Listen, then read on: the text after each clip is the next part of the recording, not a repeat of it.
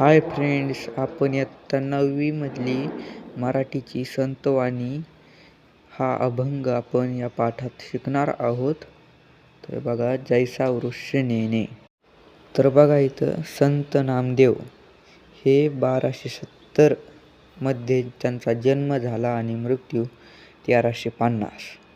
चला पुढं वाचूया. वारकरी संप्रदायातील संत कवी संत नामदेव अभंग रचना अतिशय उत्कट असून त्यांच्या अभंगाची भाषा सुबोध सरळ साधी आहे.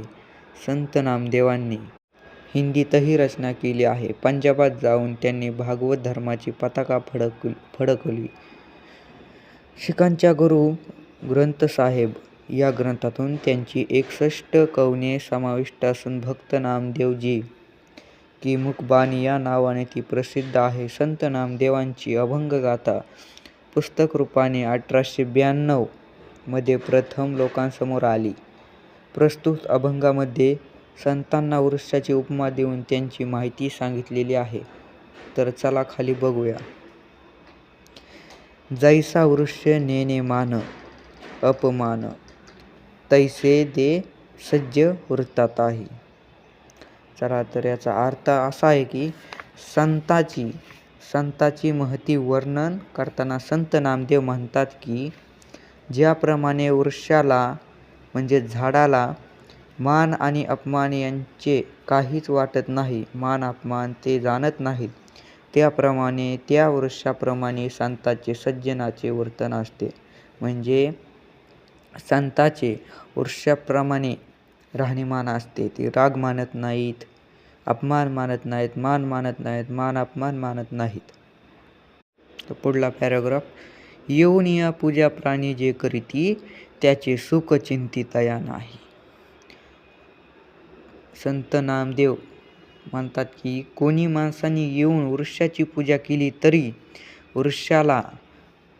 वृक्षाच्या मनाला सुख किंवा आनंद होत नाही, किंवा कोणी येऊन वृक्षाला तोडले तरी तो त्या माणसांना तोडू नका म्हणजेच तोडू नका असे म्हणतात का? नाही. तो अविचल राहतो. तिसरा पॅराग्राफ. अथवा कोणी प्राणी येऊनी तोडीती, तया न म्हणती छेदू नका.